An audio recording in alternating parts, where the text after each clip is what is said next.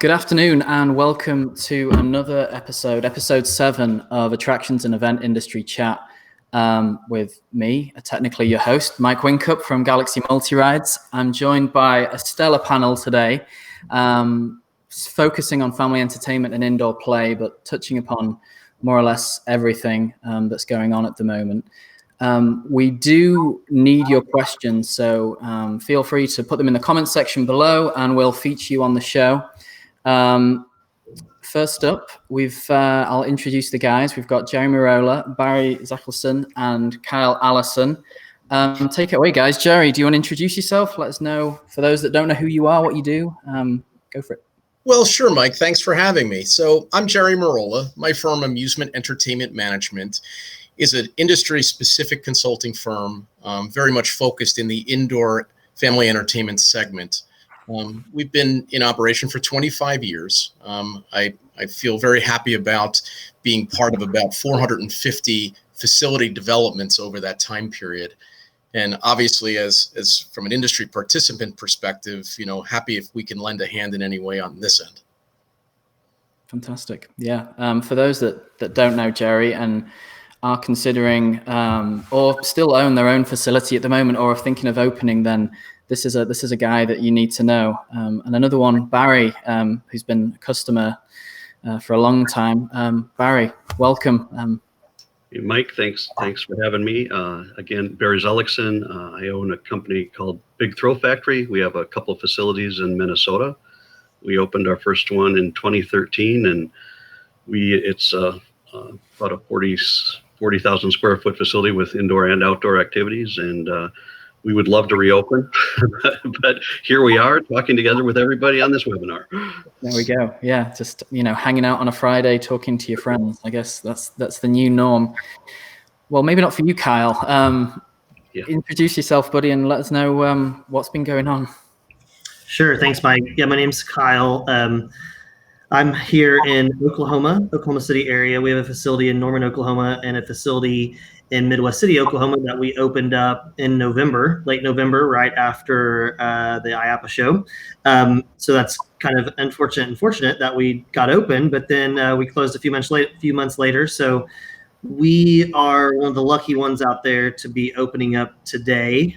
So we are reopening our Midwest City facility. Just one of our facilities is allowed to open.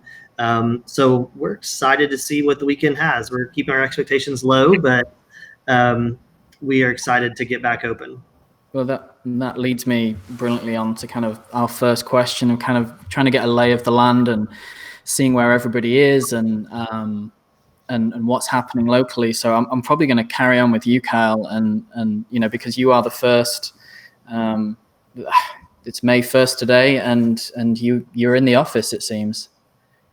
Yes. Yeah. So we found out about a week ago now, a little less than a week. I think it was technically 6 days ago that we would be able to open up on May 1st. We are lucky in the facility in Midwest City, where this facility is, that we have a very cooperative state or local government who is all about getting the economy back open. So we kept in contact with them, and right away I actually got a text from the economic development director that said, "Hey, did you see you can open up next Friday, and we want you open." So that was good, because we have the complete opposite happening at our other facility, where the local government is trying to keep us closed down until at least June. So that's fast forward 6 days later. We actually, it felt like I had to start working. I was working, from home and doing some. For the last week, I've felt like I was reopening the facility and finding stickers and thermometers and masks and all the stuff we need to get open, so we can be here to serve our guests this weekend. And for those that don't know your facility, primarily, what do you guys offer? This is your altitude, correct? Yeah, so at the facility that we're opening this weekend, we have 12 lanes of bowling, laser tag, restaurant, bar, so full service restaurant, bar, arcade, VR. So it is a kind of a smaller, it's about 28,000 square feet. So it's not a huge facility, but it is the hard part about that is only 12 lanes of bowling. We can only do every other lane. So we're capacity at 6 lanes, but we do have the other attractions. They're at limited capacity as well, but we feel like we could take care of any crowd that we're going to get for these first few weeks. Yeah, that's interesting. Barry, you said that you want to be open. Well, we all want to be open, I guess, and as long as it's safe to do so. But what's some of the challenges that you faced? Because you're facing them across multiple locations as well, aren't you? Yeah, we are, but we're still mandated by, we're all in Minnesota, just different cities. And our challenge is, again, I'm similar to most, is our government keeps extending the stay-at-home mandate, and we just yesterday got extended until now, May 18th. And the challenge, and we've been extended several times with no indicator of actually, what that open date means and if we will be included in that open date once it happens. And we are certainly don't appear to be high on the list. Places of gathering are low. But despite that, we have put a fair amount of time. I still meet with my team once or twice a week. We've done so many different scenarios on what this could look like depending on what we learn. So that, like with Kyle, once we get the word, we can be prepared to open. But again, the biggest challenge we face is knowing, when that might be and then what that will look like. Because again, both of those are crucial to what we need to do to open our doors. Right.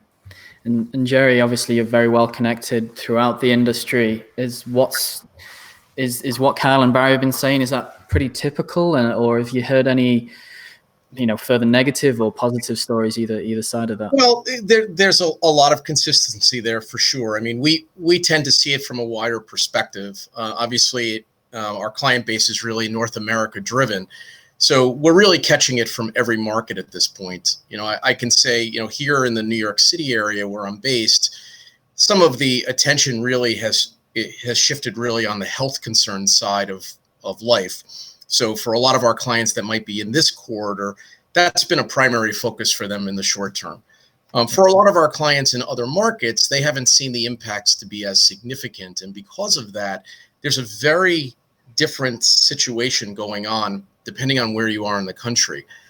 We presently have 18 entertainment center projects under development and construction right now. And as you can imagine, in some markets, we are actually able to proceed pretty effectively, whereby there are not limits or controls on the construction phase of the process.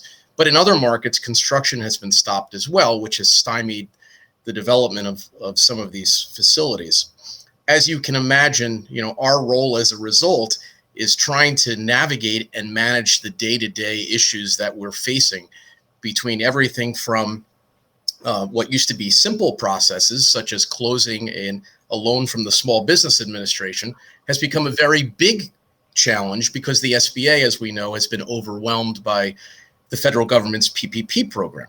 Right. So even just moving through the ordinary cycle of closing a client's funding transaction has become very difficult. In other cases, government municipalities have been closed, and we really can't obtain permits or other necessary documents to proceed in certain cases. Yeah, I mean, we faced a similar kind of challenges. We have 3 what I would call current park projects going on at the moment, and one of them being in New York State. So it's not so much that getting the product is more or less finished. It's getting the installation crews and the finishing and the marketing. And I do feel sorry for that particular outlet of how do you suddenly launch something shiny and new in these times. Before I go off on that kind of tangent, something that kind of occurred to me is how are you guys dealing with staffing and the communication with your staff? And because obviously, Kyle, you suddenly got the green light to open up, and all of a sudden it's been rush. How have you managed communication with your staff, but equally, what am I trying to say? With comforting them and kind of what precautions you're taking with your staff? Yeah, we were lucky. I will say we HR department sent out an email or use our messaging app to send out to all of our staff. I think it was end of last week, basically right after we found out we could open up this week, and basically did an intent to return survey. You're hearing that term kind of pop up. Said, hey, are you going to be coming back to work? It's a very simple question, yes or no. And so we actually got a way better response than we thought. And and like you said, we don't want to, go political, but will say that there's a large amount of incentive in this state to stay on unemployment. Yeah. Because our wages are very low. So that with that amount of extra money they're receiving on unemployment, that does put an incentive in there for our employees to choose to stay at home. But we were really happy to see that a lot of those employees, or majority, I mean, I'd say 90% of our employees are coming back, and that we think is hopefully a testament to the culture, and then also a testament that people want to get out and work. They're tired of being home. We had 2 days ago, we had employee trainings throughout the day to retrain all the employees and talk about all our new safety precautions. And not one of them was unhappy to be there. Everyone was smiling. Everyone was excited. They wanted to be there. I was afraid they were going to balk when I went over. They had to wear a mask. And we all, it was funny. So we have they all didn't say one negative thing about it. I was like, whoa, you guys aren't going to gripe about me telling you have to wear a mask? This is not a rule here. We don't have to have employees wear masks, but we are at our facility. So we were excited to see that employees want to get out. They want to get back to work, and they want to see the economy going so they can, provide for their families as well. Right. Yeah. And Barry, I mean, how, obviously you're not open yet, but how responsive has the staff been, and what are some of the measures that you're considering, to allay either their fears and the public perception, I guess, is equally important, and how they view things?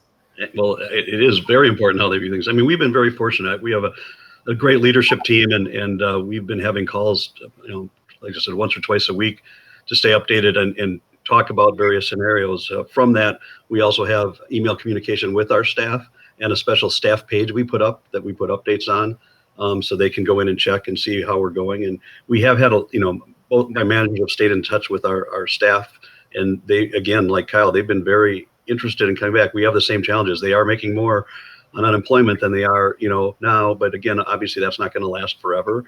And I think people are anxious to get out. And again, we won't know till we get to Kyle's point, because we can't open. So we're doing our best to keep them informed.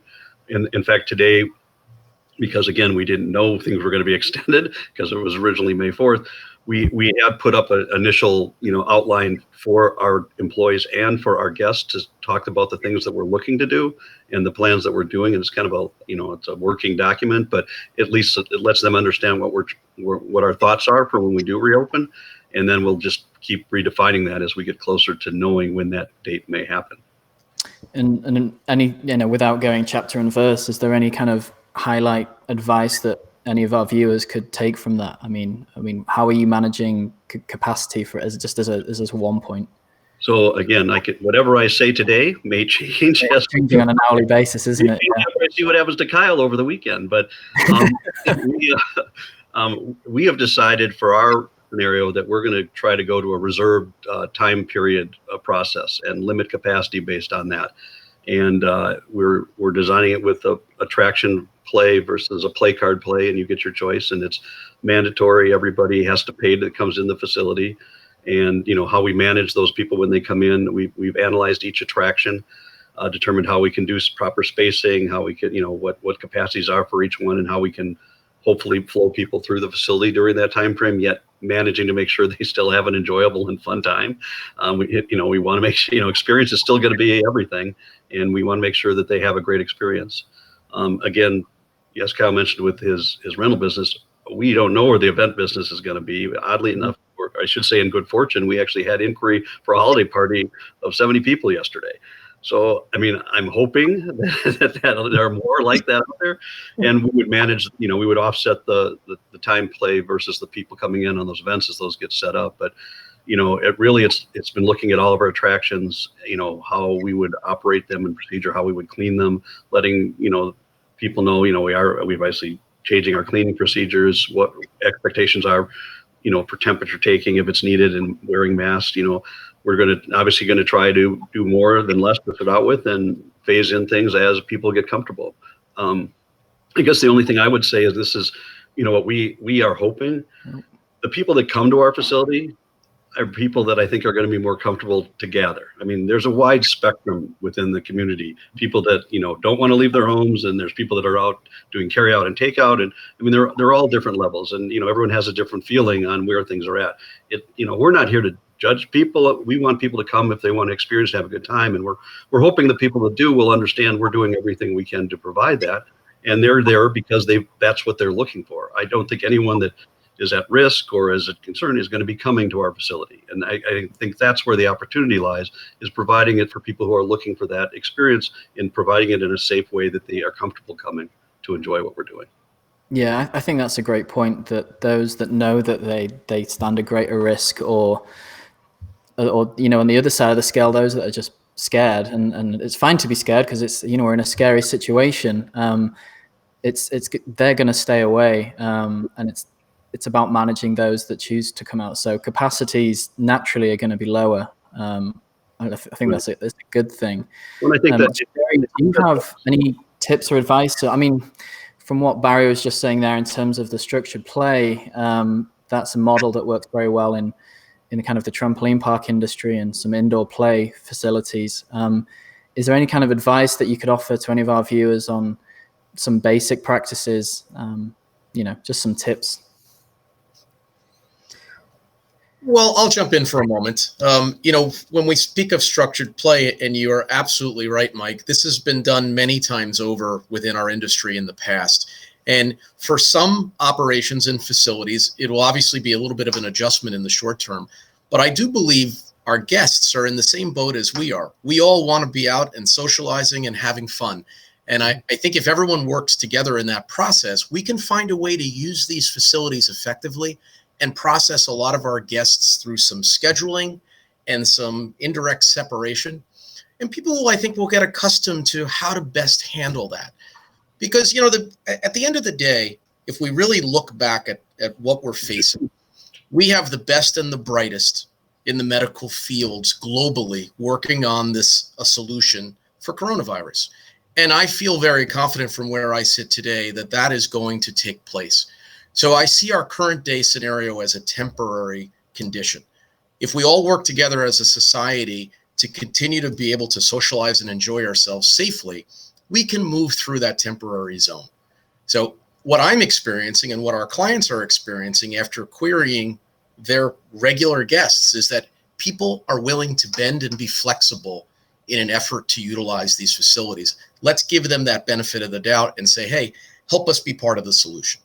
And I think, and that's a good point, the flexible part, because, again, most facilities have some sort of booking, whether it's for birthday parties or events. We have axe throwing, which we've utilized that for a long time. We had escape rooms before that utilized booking. So people are certainly accustomed to that type of activity. We are, as we did with our axe throwing, we set that up for walk-in as well as booking. And we're certainly open to that, opportunity as, depending on what fills up and what books along those lines. So we're keeping a very open template to see how things come together and what to expect. But I think, like Kyle's, expectation, again, we're expecting a slow, growth process, and we want to make sure that our guests are comfortable, our staff is comfortable, and we take the time to try to do it right so that people are comfortable to return and spread the good word about what they've experienced when they come.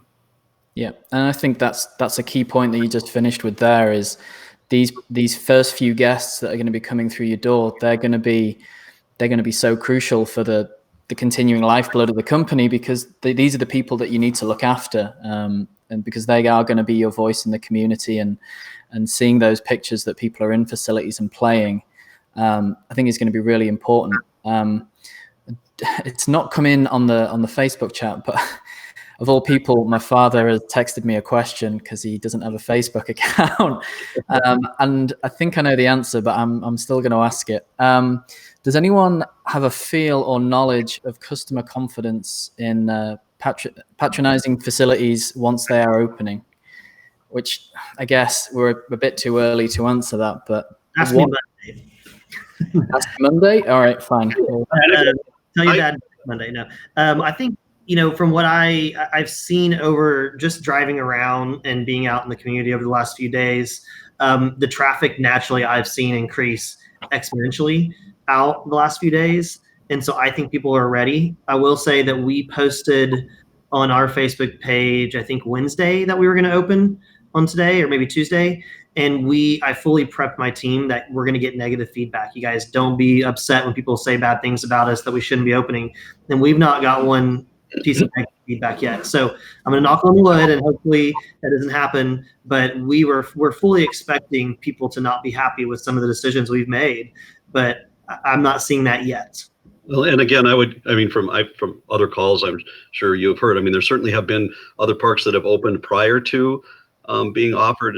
Certainly there's golf courses open, and so some mini golf courses have been tried and stuff. And again, you're right. There's been a lot of negative comments to start out. I think being cautious and staying, aligned with your state guidelines about when you can open is probably the first step to making sure that you have less of those.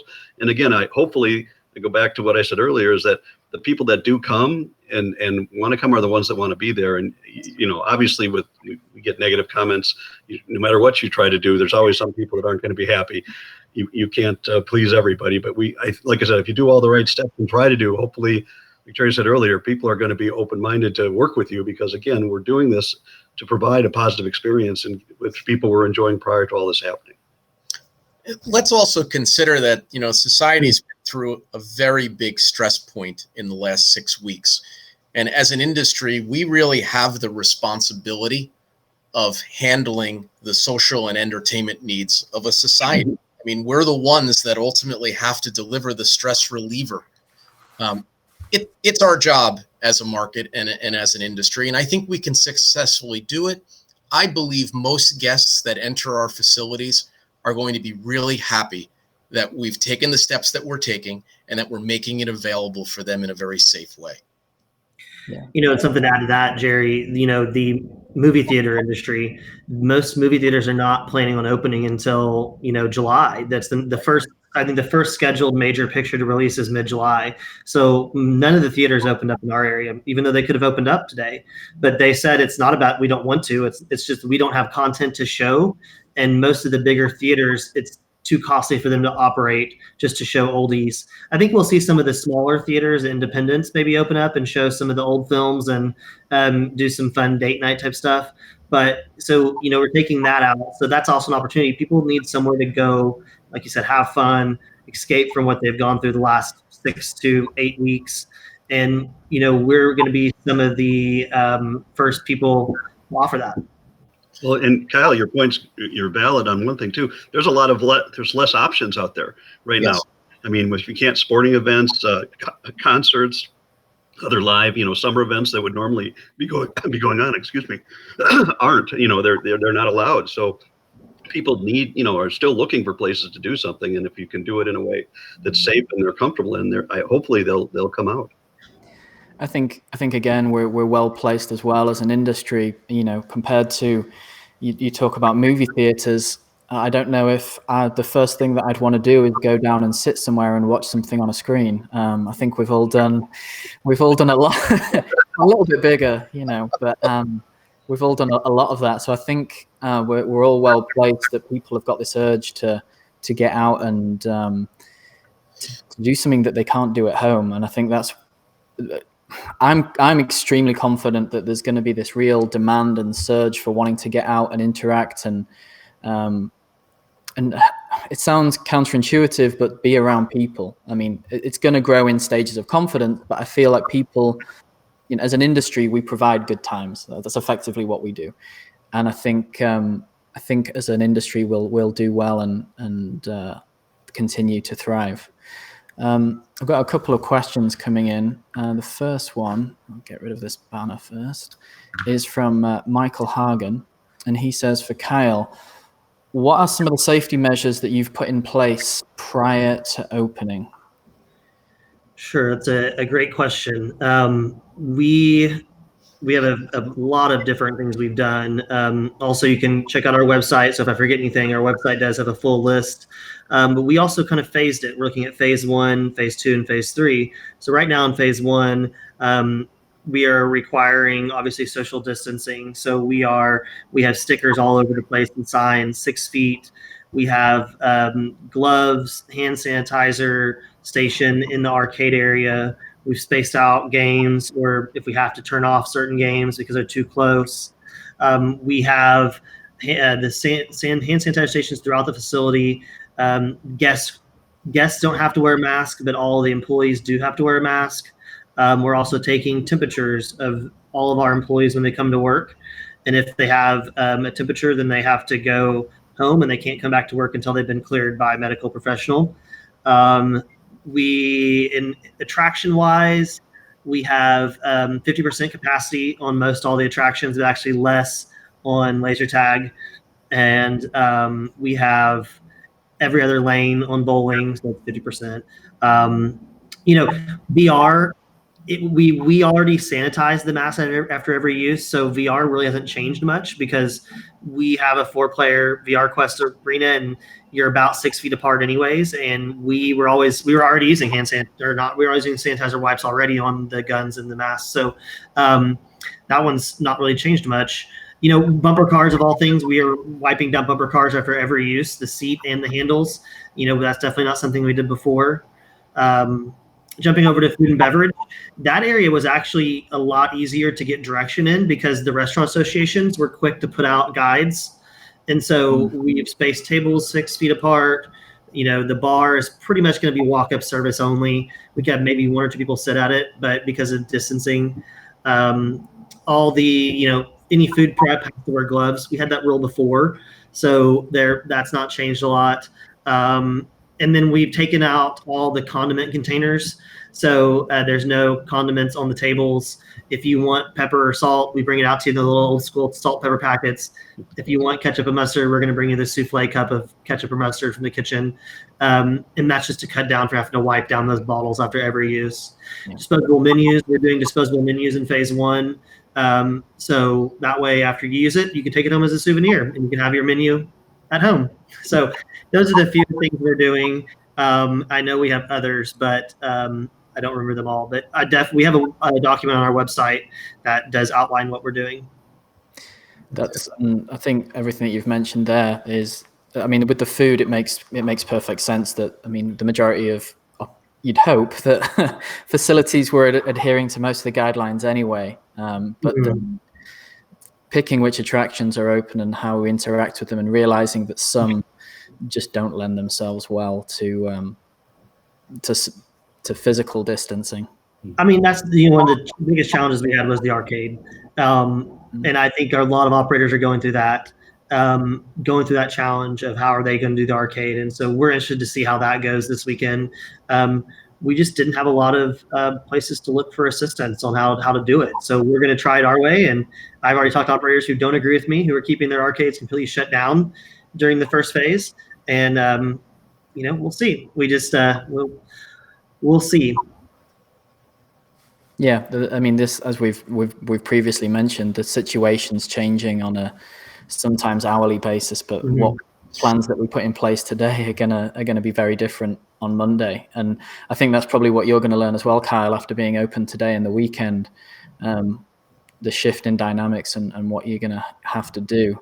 I did actually read this week, the Wynn Casinos actually released a document on how they were and I'll post the link in the comments, but a full 8-page PDF document on how they were managing to open their casinos and what the steps they were taking. And I held on to that PDF just because I thought it might be useful for some viewers to take some kind of guidelines from. I have another question here from Sergio. I don't know how well we're going to be able to answer it, all being in the States, but we can certainly have a go. What's your opinion on the future for FECs in Latin America? I'm going to hand that one straight over to Jerry because you are the. Yeah. So let me jump in a little bit. And I've been in the industry, as I mentioned, for 25 years. We have gone through some very significant scenarios in our past, whether it was the 9/11 attacks in the early part of the 2000s, whether it was the financial crash in 2009, and of course now our coronavirus condition in 2020. One thing that I have learned from our past is that as a society, we are focused on recovery in every possible right. Sometimes the product will evolve, and in this case, our product will evolve alongside what society wants to have and what society demands. I can tell you that the level of inquiry that we have been receiving as a consulting firm over this 6 to 8 week process has been pretty notable, and I'll explain why. There are opportunities in just about every segment and every industry, and frankly, this is a time period where the opportunity becomes a little bit stronger. It can at times feel a little bit scary, but when you consider the development costs associated with putting an entertainment facility together in this day and age, anytime you have an opportunity to reduce some of your cost and potentially cut some better deals, whether it be real estate, banking, supplier-based, or anything in between, lowering that physical cost of development increases your chances of success substantially. So what we are experiencing, as we've experienced in the past challenges, is that you will start to see a new growth trend in the industry, pushing the process forward. Again, adopting to what society expects and wants out of entertainment and socialization. Yeah, I mean that's been our experience as well over the last 30 years. Is that we as a company, I know that we're not an FEC operator, although we used to be for many years in the UK. We moved to the US on September the 1st, 2008, and 5 weeks before the crash. I mean, our timing was like, it was bang on the money. It actually was, because we thrive from that, and experiences told us, both indoor and in event attractions, people will always find the money to have fun and to go have fun. I was hoping for this question to come in, but I'm going to ask it myself. I'm not going to wait around. How are you guys, or how are you advising, communication with your customers? How are you building confidence, and what does that look like, whether it be social or email, or, physically speaking to people on the phone? I don't know, Barry, do you want to take that one first? We can. No, we've started initially with emails, and when we closed, and our website to outline an update of when things were what was happening, and our plans of when we could, or when we supposedly could reopen. And then we have continued on our social more recently, with just little updates or throwback pictures or some digital puzzles, things to keep them engaged. And we have a plan as we get a date to get more engaged in certain things that will involve, activities to bring people to the location, but it's all really predicated for us on when we can open. So we've been trying to hold back a little, and keep interaction to a degree. People are getting inundated from all sorts of sources right now. And so, if we can't lead to something, we were, because we didn't know what model we're going to open with, or what it's going to look like, or how to proceed. We've been very cautious on what we say and what we do, but still want to maintain a presence. And again, once we know a date, we'll continue to build off that as we get closer. Yeah. And I think, managing that negative blowback, which I think we all anticipate one way or another. We didn't send out an email until last week since January, because who's ready to buy product or install a park? And then we realized inquiries kept coming in, and we've been designing parks for a couple in the Middle East and here in the US. And then we realized that, well, let's communicate and show that we're doing this, and talking to people and talking about what we can do. And I know we touched upon it earlier, Kyle, but once you got the green light, how did communications with customers and how did that look for you guys? Yeah, so we tried to start. We tried to stay in communication from the beginning, is what we did, and it really was out of necessity, because we, to save money, we decided to bring some more of our marketing in-house. So one thing we did was bring all of our social media in-house, whereas we had outsourced a lot of it. And I now feel a lot better that we'll probably keep it in-house from now on, because we had some great success. We really pivoted, and our place, if you walk into it, our new place, it looks very corporate. It looks like it could be a franchise. For for good and bad. But people didn't really realize it was family owned. It was a small business. They didn't really know the family behind it because it is in a different city than we reside. It's a new area for us. So we pivoted our marketing and really took on we're a family owned local company. Here's more about us. One of the first ads we put out before we had closed and everyone would start talking about health and safety was a Facebook Live video of me and my kids and my wife at the facility.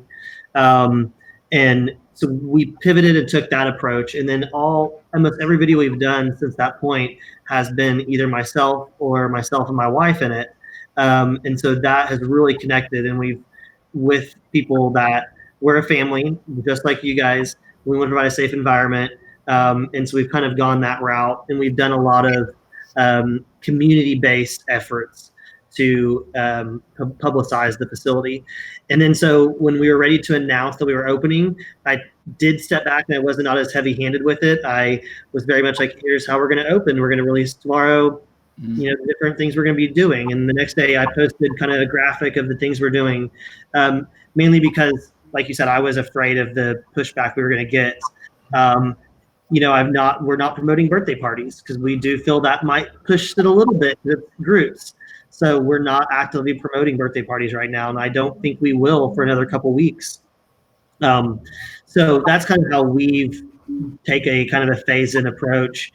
A lot of Facebook Live videos, a lot of contests online to keep people engaged. I think that's really smart, and we're very similar, me and you, in terms of our family makeup and being in the industry for, well, basically since we were born. I guess we didn't have a choice. And I guess I'd follow up on that, and that would be my advice to anybody, that even if you do own a franchise, in your local market is still your local market, and there's got to be a family and a person behind that glitzy sign that you've got out front. So showcase that to people and connect on a human level, and don't worry about, like you said, trying to sell birthday parties, because people are, like I said earlier, people are always going to celebrate, so that'll come back naturally. Jerry, how with projects that are in development and, well, I imagine some of them are close to completion, what would your advice to be somebody that's not even open yet, and how do they manage that? Well, the current challenge is obviously getting connected right now. So, opening a new facility in a new marketplace can be a little bit daunting because you're dealing with a consumer that might not be as mobile as they were previously and might not be thinking of or as aware of looking for entertainment choices in a marketplace. Right. For a lot of our newer clients that are pre-launching their businesses, they're working very hard, and Kyle really nailed it here, to identify that they are, in fact, members and parts of the community. They are family run, and that from a safety perspective, they've designed their facility protocols for the safety of their family, their employees, and of course, their guests. And it's important that we hit all three of those, because what most consumers want to know today is, are you doing things to keep us safe if we come to visit with you?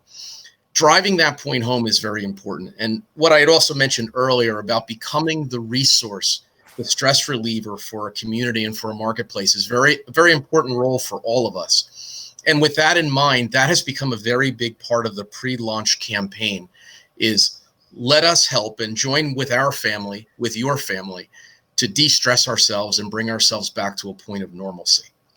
Yeah, that's. I think it's perfect. I can't argue with any of that. I mean, on the birthday party side of it, the marketing side of me does wonder whether there is a promotion there for people that, I mean, I know my birthday is rapidly coming up. Not that I'm about to have a birthday party with you, Kyle. Actually, no, that could be fun. We could get all together. It would be slightly different. I mean, do 35-year-olds still have birthday parties? We sell beer, so you're good. Beer, okay.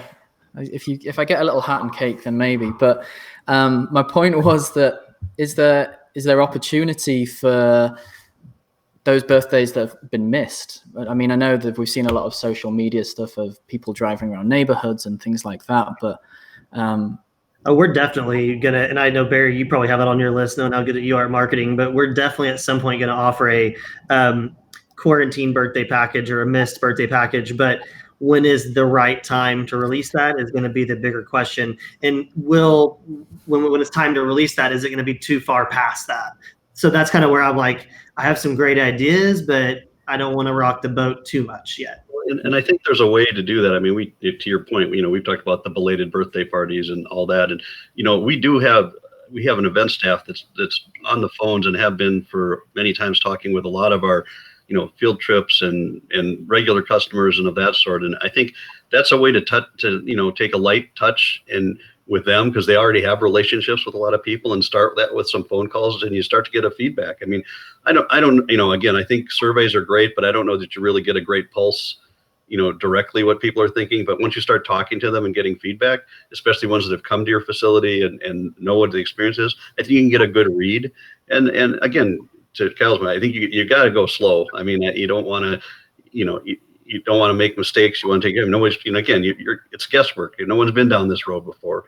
But I think, taking those relationships you've built up and starting with some phone calls and reaching out to some of the, your customers, even just from an inquiry standpoint, is a great way to start.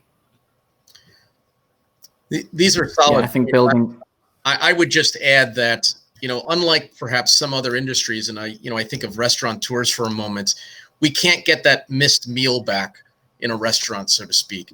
But in the entertainment sector here, we do have an opportunity to sort of solve some of those challenges during quarantine.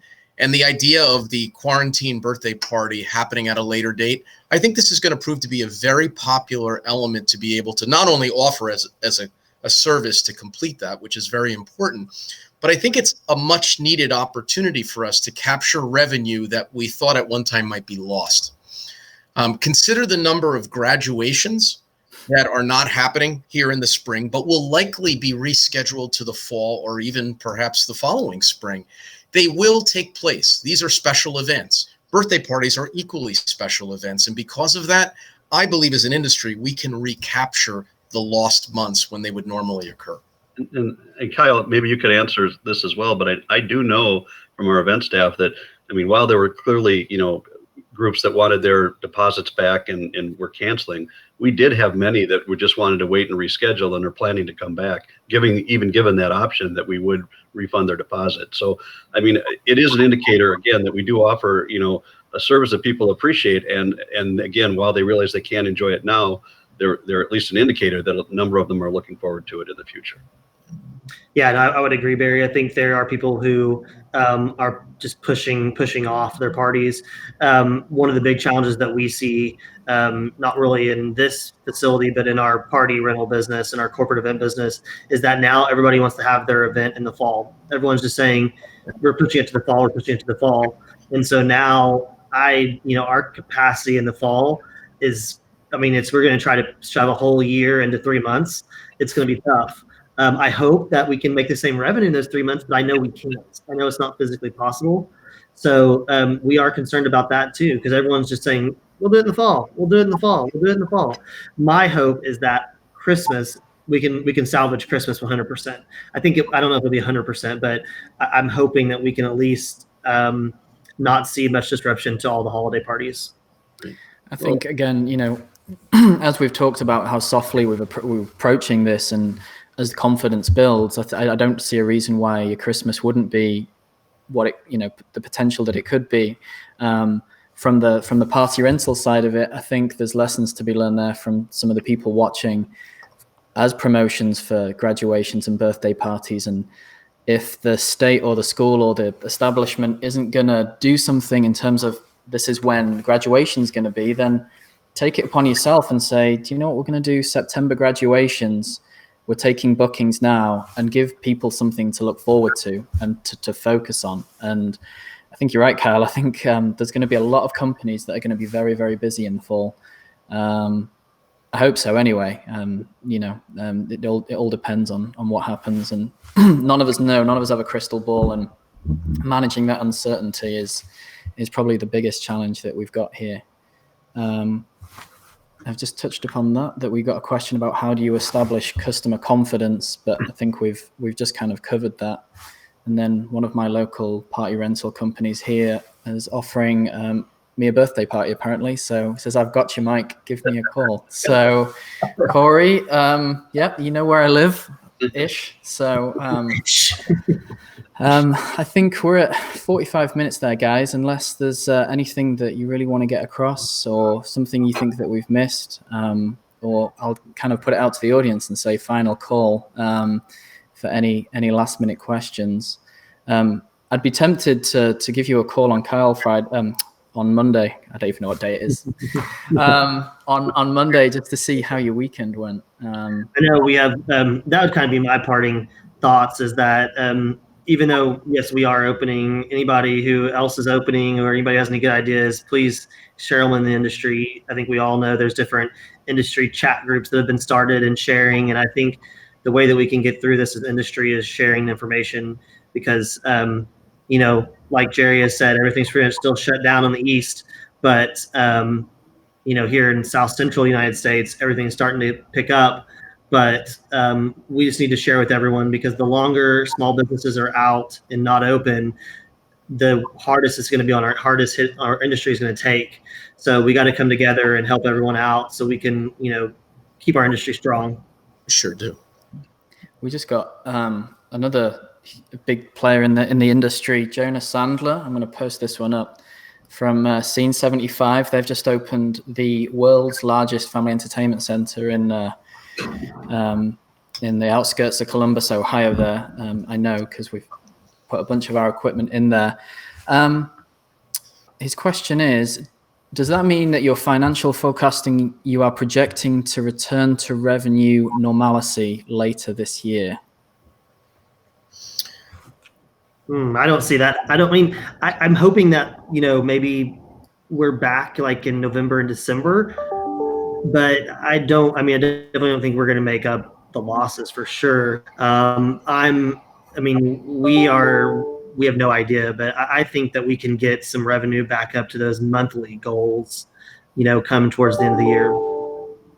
I think a lot depends on what's happening around us. I mean, again, we can open and we can have all the safety, you know, measures in place, but until the guests come in and start, you know, telling us what they're comfortable with, and you know, again, if we had a cure by then, obviously, you know, that changes everything. So I mean, again, I think again, hopefully that we'll see an increase, but until, you know, we are able, you know, Kyle will be our first indicator. You know, we'll see what happens, and as things continue to grow, hopefully, you know, he'll see that build that we're all looking for, and actually, you know, we'll be able to get reads across the country. But I would like to think that we will continue to see growth and get back to that. But I think, as we're hearing mostly, the world is changing.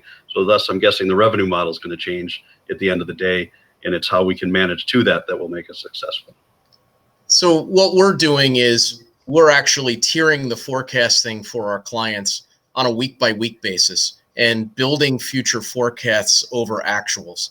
I think this is an important way to sort of look at any ramp up of a business from ground zero at this point, is to understand where the momentum lies in the business and keep a rolling forecast strategy as we roll out through the balance of the year, because we're going to learn a tremendous amount over the next 8 weeks in society and frankly as a country overall, which is going to impact consumer sentiment and consumer comfort levels. And as Barry is touching on here, you know, if the country sparks a treatment, obviously a vaccine would be nice, but a treatment is going to impact the philosophy of our consumer base.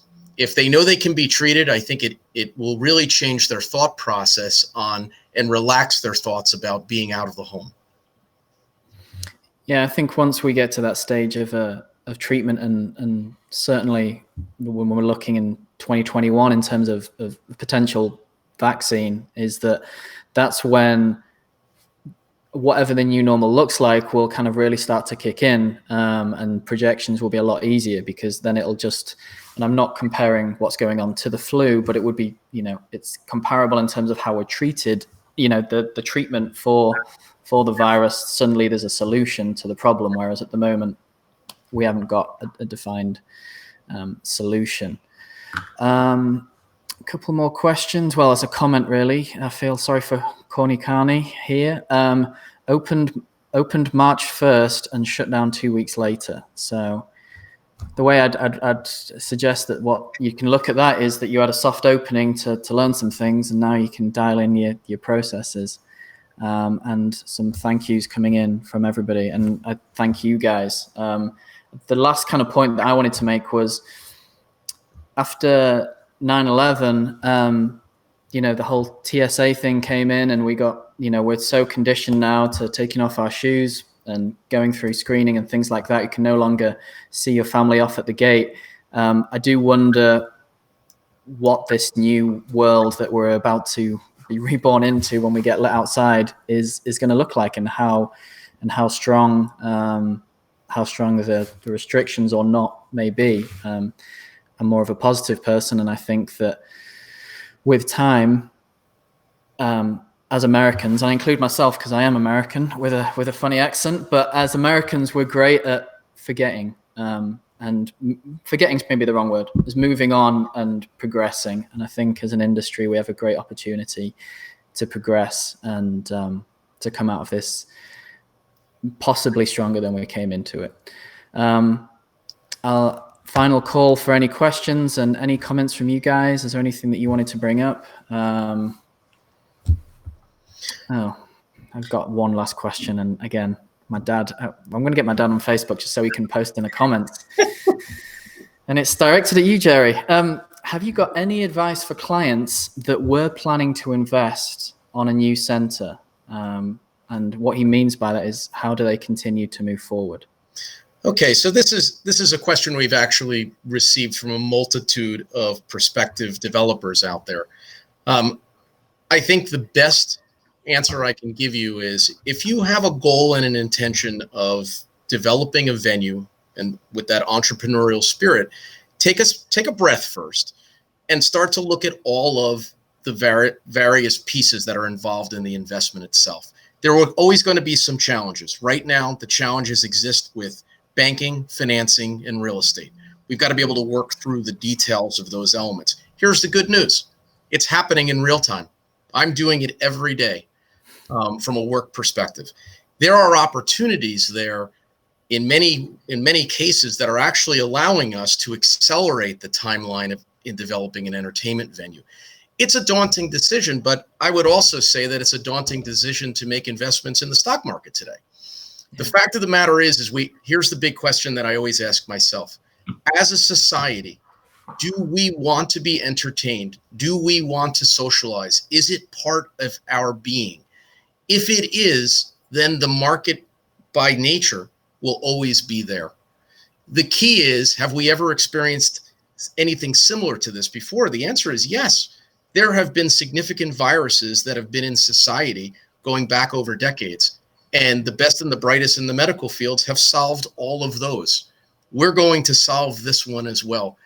I look at this, despite the challenges and of course the things that have happened on the negative side of this virus, as also a potential opportunity for us to learn to be super efficient in our business models and look for opportunities in markets that may not have been there previously. Well, and the good thing too, again, remember, nobody's made a choice that they don't want to enjoy our activities.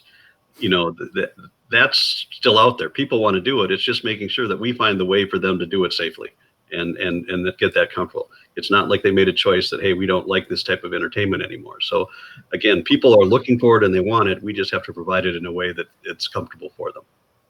Absolutely. And to sign off on kind of that nice positive note, that there is, you look at these situations, there is opportunity there, and it's about managing that opportunity sensibly and very carefully. But it's not all doom and gloom. The sun is still shining, the earth is still spinning. I don't mean to make light, because obviously it's very serious and a lot of people are dying and being affected of this. But we can only deal with what's in front of us. And I think if you do have a project that you're wanting to push forward, use this time to, like you said, Jerry, use this time to look into it more, make it feasible, and don't let that fire burn out. I'd like to thank all of our guests today, all of which I know personally well, and they know each other, so it's been fun. A nice way to spend a Friday. I'm not going to take up too much more of the time. Next week, we return to, we've got a panel of family entertainment. Sorry, no, that was this week. Next week, we've got party rental and event industry professionals on board, including one that deals with marketing and internet search engine optimization, as well as website building. So there's going to be a bunch of advice and questions that are going to flood in on that one. This will be available to watch on the Facebook page, Galaxy Multi-Rides, immediately after we've finished. And within the next hour, we'll be on YouTube, so it's widely available. And we're still looking, if you want to get involved and be on the show or be a guest yourself, if you feel like you've got something to say and you're feeling brave enough, then send me an email and let me know, or drop something in the comments. But for now, have a great weekend. Thanks, everybody, and we'll speak to you soon. Good luck, Kyle.